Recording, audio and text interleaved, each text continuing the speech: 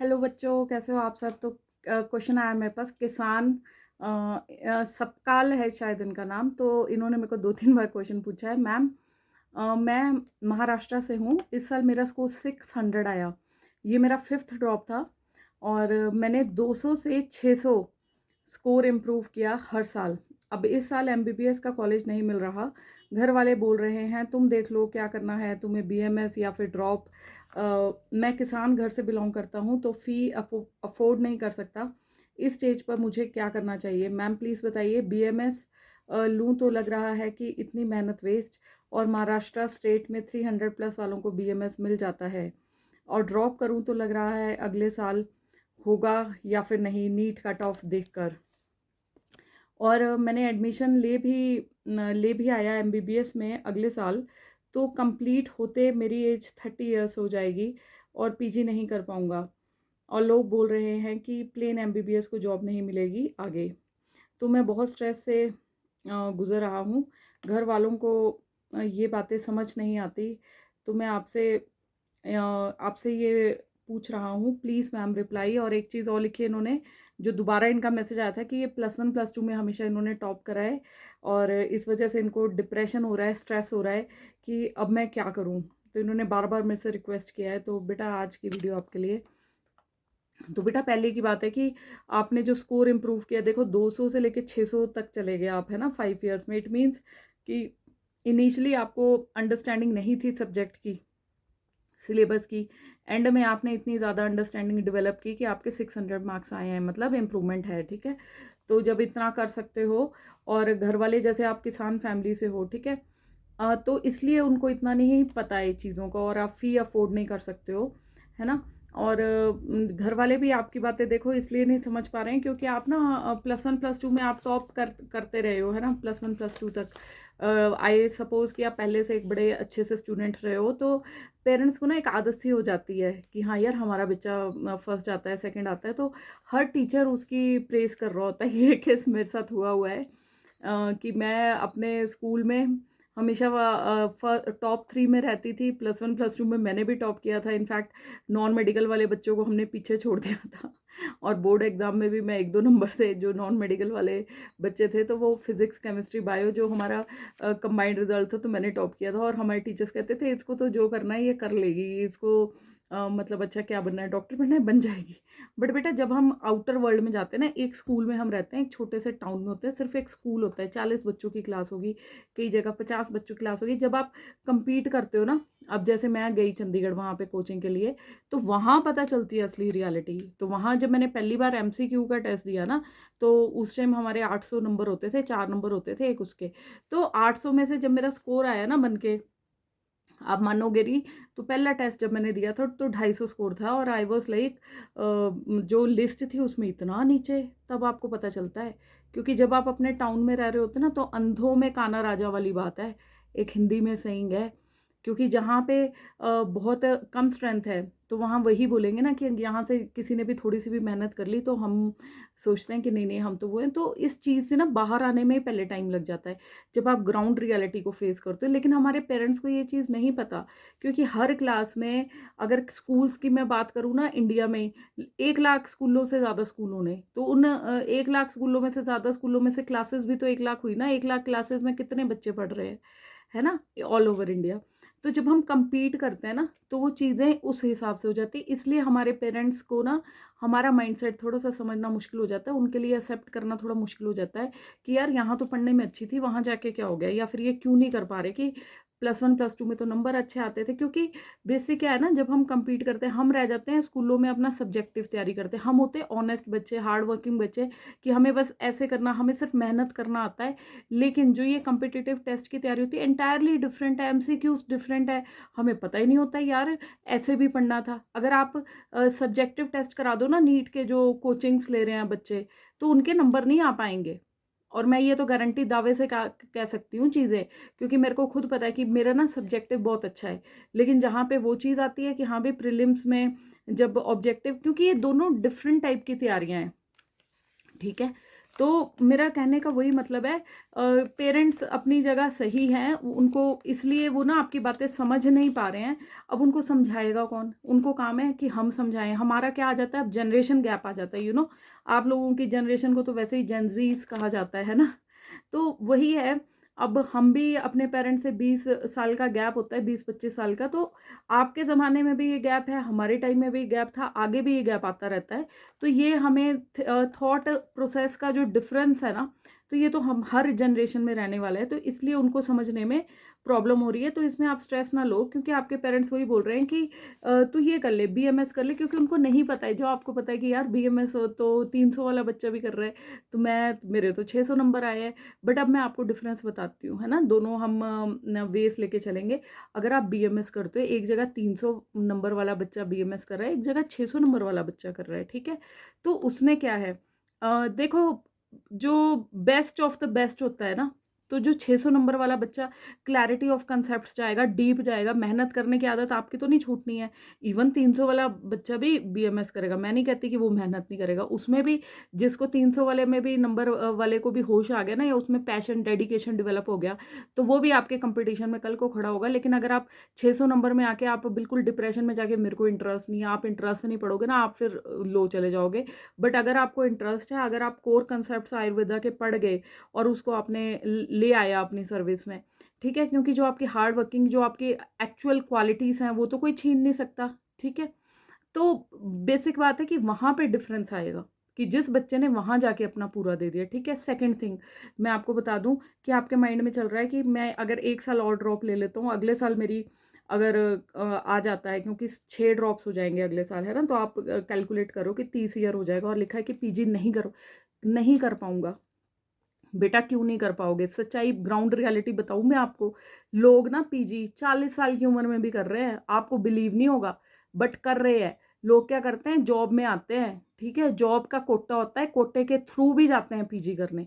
पिछले साल की रियलिटी बता देती हूँ मैं आपको, उसमें क्या हुआ था पिछले साल में, कि आपका जो जॉब के पिछले साल का नीट का आप पीजी का देखेंगे ना, उसमें नीट पीजी की जो वो थी ना, qualifying number, negative number zero कर दिया था, ज़ीरो, ठीक है, वो नील था।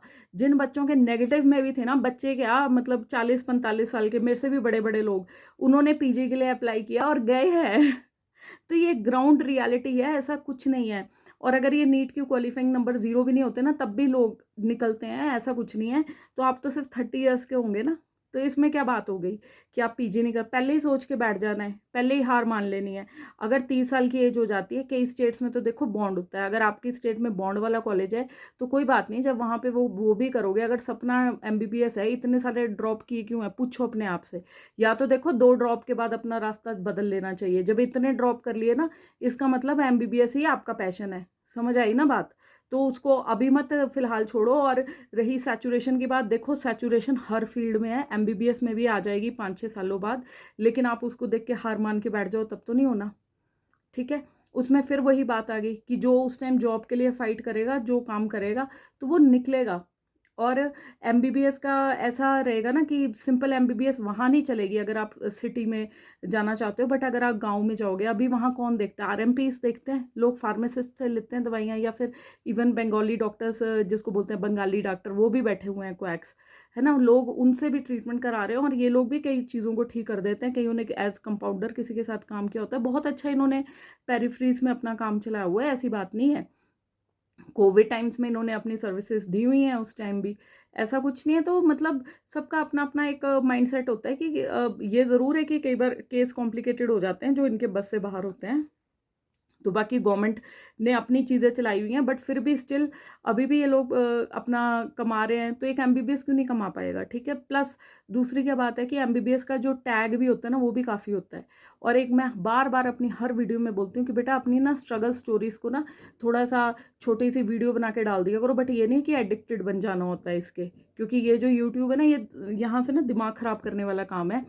क्योंकि मैं तो खुद भी एक एक्सपेरिमेंटल स्टेज में हूँ। मेरा अभी लक्ष्य बिल्कुल साफ़ है कि मेरे को पैसा नहीं कमाना है इससे। अगर आप सोचोगे कि अभी से पैसा कमाना है, अभी तो कर्म कर फल की इच्छा ना कर, वो वाली चीज़ है कि आप इसमें एक वीडियो डाल दी है ना, जब आप स्ट्रगल अपना कंप्लीट करोगे। क्योंकि मैं देख रही हूँ जिन बच्चों का एमबीबीएस क्लियर हुआ है ना, वो जैसे अपने नाम के साथ एमबीबीएस करके अपना चैनल खोलते हैं और एक टॉपिक आ जाता है cleared this in 6th attempt MBBS, है ना, और अपनी लाइफ स्टोरी डालते हैं।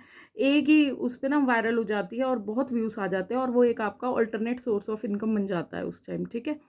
तो मैं आपको बेसिकली जो मैं चीज़ें सीख रही हूँ ना, मैंने जो लाइफ के लेसन सीखे हैं, मेरी कोशिश रहती है कि मैं बच्चों को बताऊँ, ठीक है। और वही बात है, अगर मैं यूट्यूब से एक्सपेरिमेंटेशन कर रही हूँ, मैंने इससे पैसा नहीं कमाना है, बट मुझे लगता है कि अगर ये चीज़ें बच्चों तक पहुँच रही हैं और मेरी वीडियोस से अगर आप लोगों को कुछ मोटिवेशन मिल रही है, कुछ जीवन की सच्चाई पता चल रही है, तो वो मुझे ना एक यहाँ से मेंटल सेटिस्फैक्शन देता है कि मैं कुछ प्रोडक्टिव कर रही हूँ।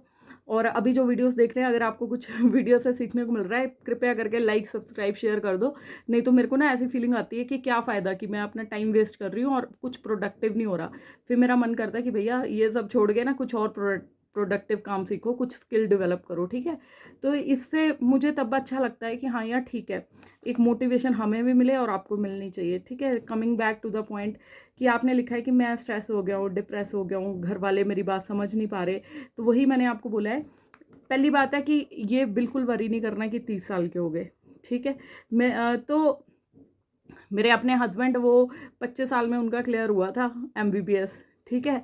और उसके बाद बट उनका ड्रीम ही पैशन ही वो था एमबीबीएस।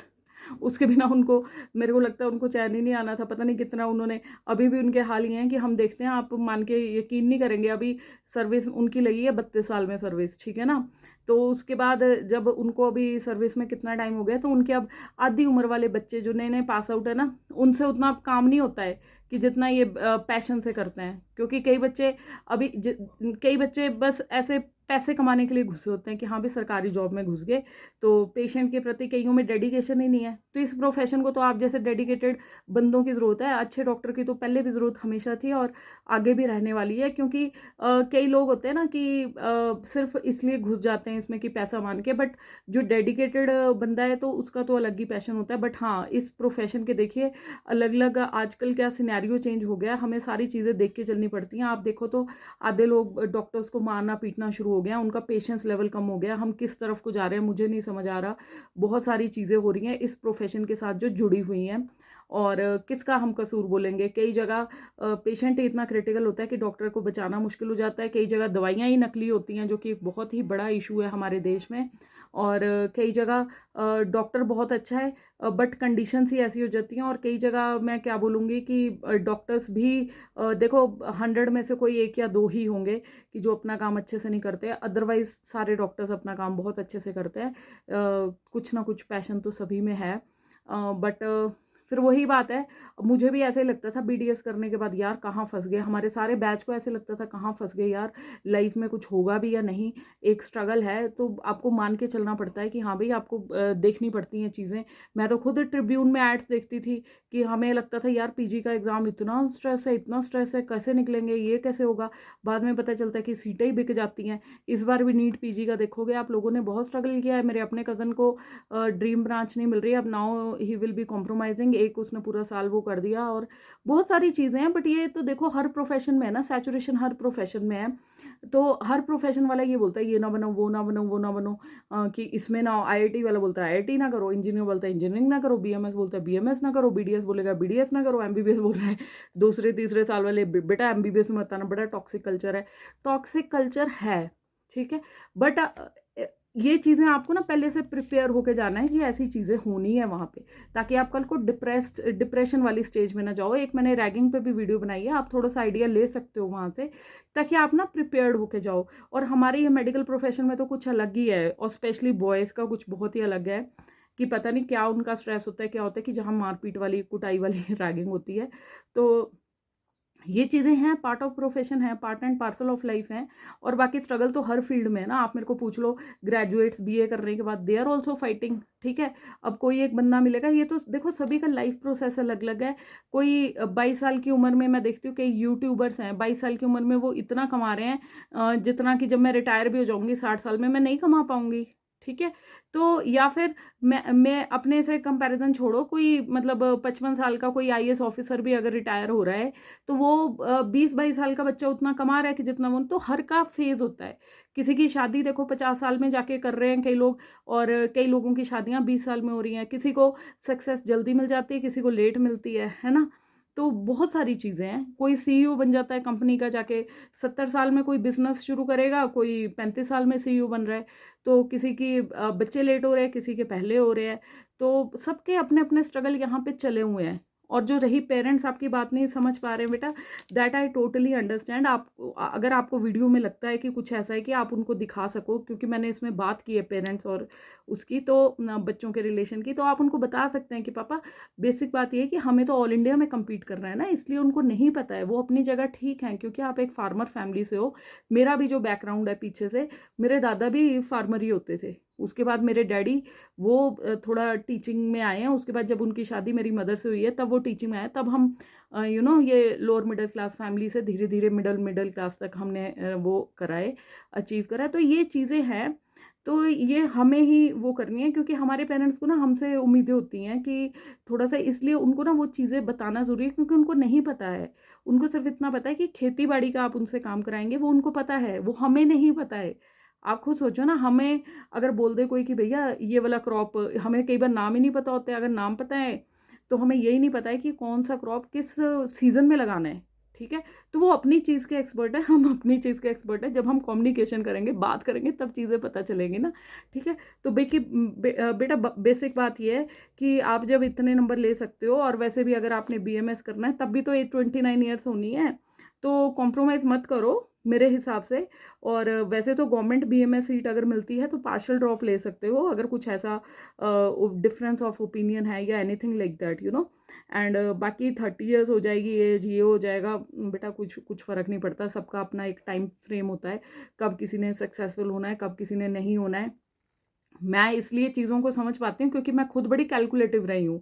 जब मैंने अपना पहला ड्रॉप लिया था ना, तो आई वाज़ लाइक कि नहीं यार, मेरी एज इतनी हो जाएगी, मेरे साथ वाले की इतनी हो जाएगी, वो इंजीनियरिंग के सेकंड ईयर में पहुँच गया, उसने तो पहले में। मैं बहुत ज़्यादा कैलकुलेटिव थी। ये कुछ एक रीज़न थे कि मैंने सेकंड ड्रॉप नहीं लिया था, क्योंकि मुझे कोई गाइड करने वाला नहीं था। लेकिन अब मुझे लगता है कि अगर मैं सेकंड ड्रॉप लेती, तो शायद मेबी चीज़ें डिफरेंट होती, बट फिर भी आई एम नाउ सैटिस्फाइड, क्योंकि जो टाइम फ्रेम है, जो मेरे लिए मेरी किस्मत में था, तो वो है, ठीक है? जो और टाइम से पहले किस्मत से ज़्यादा किसी को कुछ नहीं मिलता है यहाँ पे। मैंने बहुत बहुत देखा है ऐसा, कि जो हमसे पढ़ने में उस टाइम हम होते थे कि टॉप करते रहते थे, और जो एवरेज ग्रोइंग स्टूडेंट्स थे, जो मुश्किल से पास होते थे, they are doing better in life. कुछ हमसे भी अच्छा कर रहे हैं, बहुत अच्छा कर रहे हैं। और हमारे सैलरी पैकेजेस तो है ही बड़े वैसे, और कई तो पहले से ही 19-19, 20-20 लाख की जॉब्स मिल रहे हैं, और हम बेचारे 20,000 में स्टार्टिंग कर रहे थे, 10,000 में स्ट्रगल किया है मैंने। पहली सैलरी मेरे हाथ में जो आई थी, 3300 रुपये थी वो 10 दिन की, है ना? तो मतलब ये बहुत सारा टाइम, हमें किसी से कंपैरिजन नहीं करना है। ये भैया एक ये रेस है, आपको नहीं पता कि किसको क्या मिलना है। टॉर्टोइज और कछुए वाली वो सुनी है ना कहानी, कई बार धीरे धीरे चलने वाला सक्सेस को पा जाता है, किसको क्या पता। कई लोग स्टार्टअप्स इतने बढ़िया बढ़िया बना देते हैं, कई लोग 40 साल में सक्सेसफुल हो जाते हैं, उससे पहले उन्होंने रगड़े खाए हैं। संदीप माहेश्वरी की कहानी में सुना देती हूँ आपको। वो बंदा, उसने बड़ा इधर उधर हाथ पाँव मारे हैं, एंड में देखो अभी कहाँ पे क्या बैठा है वो तो बेटा ये एक टाइम फ्रेम है, ठीक है? और बाकी all the best to you. Hope video से आपको कुछ समझ आया हो, कुछ टाइम आपका स्ट्रेस फ्री हुआ हो। और डिप्रेशन में नहीं जाना बेटा। आई नो कि जो इंटेलिजेंट बच्चे होते हैं ना, हमें सोचने की क्षमता बड़ी ज़्यादा होती है, इसलिए हमें डिप्रेशन ज़्यादा होता है। बट रियलिटी यही है कि आपको ना लगे रहना है। कहीं ना कहीं अगर ज़्यादा डिप्रेशन हो रहा है, किसी से बात करो, जैसे मेरे से बात की है, ठीक है? इसके बाद प्रोफेशनल हेल्प भी ले सकते हो। कोई फ्रेंड है, उसके साथ you can laugh out things. और अगर नहीं फिर भी मन करता है, तो आप बीएमएस को एक पार्शियल ड्रॉप के साथ वो ऑप्ट कर सकते हो। और अपने पंचायत में मिलके आप देखिए आप किस उसके लिए सर्टिफिकेट, इकोनॉमिकली वीकर सेक्शन, ऐसा कोई सर्टिफिकेट के लिए एलिजिबल हैं या नहीं। कौन सी आपकी कास्ट है, उसके अकॉर्डिंग देखिए। कोई रिजर्वेशन देखिए कि आप उसके लिए, क्योंकि ये जिस चीज़ का सारे फ़ायदा उठा रहे हैं, तो अगर आप एलिजिबल हैं, तो आप भी क्यों ना फ़ायदा उठाएं। सारी दुनिया फ़ायदा उठाती है, ठीक है? साथ में मैं कहना चाहूँगी कि मेहनत करते रहो। और मेहनत कभी भी वेस्ट नहीं जाती है। और ऑल्टरनेट देखो, ग्रेजुएशन डिग्रीज एमबीबीएस भी है, बीएमएस भी है, तो आपके लिए ऑल्टरनेट जो बाकी ग्रेजुएट्स के लिए रास्ते खुले होते हैं ना सारे टेस्टों के, वो आप लोगों के लिए भी खुले हैं। ऐसा ज़रूरी नहीं है कि आपको इसी फील्ड में कंटिन्यू करना है, बट अगर आप इस फील्ड में कंटिन्यू करना चाहते हैं बहुत अच्छी बात है। बस मेडिकल फील्ड में एक ही चीज़ है जो बाकी फील्ड्स में नहीं है, वो है कि जब आप किसी पेशेंट को ठीक करते हो तो वो जो एक आंतरिक पीस मिलता है, एक वो चीज़ सिर्फ इसी फील्ड में है। बाकी देखो, पैसा कमाने के लिए अगर इस फील्ड में आना है तो थोड़ा सा आप पहले से माइंडसेट बना के आओ कि वो टाइम के बाद आएगा, राइट। और कंपेयर मत करो किसी को, सभी का टाइम फ्रेम सबका अलग अलग रहता है, टाइम जोन सबका अलग अलग है। हैव फेथ इन ऑलमाइटी कि हाँ भाई, जिस भी भगवान को आप फॉलो करते हैं ना, एक सुपर पावर है जो हम सबको, इस संसार को चला रही है, ठीक है। तो बाकी होप आपको थोड़ा सा रास्ता मिला होगा तो किसी को भी इस वीडियो से फ़ायदा होता है, do like subscribe and share, ताकि मैं भी थोड़ा सा मोटिवेटेड रहूँ। बाकी भगवान सबका भला करे। हर हर महादेव, जय श्री राम, गुड लक बच्चों।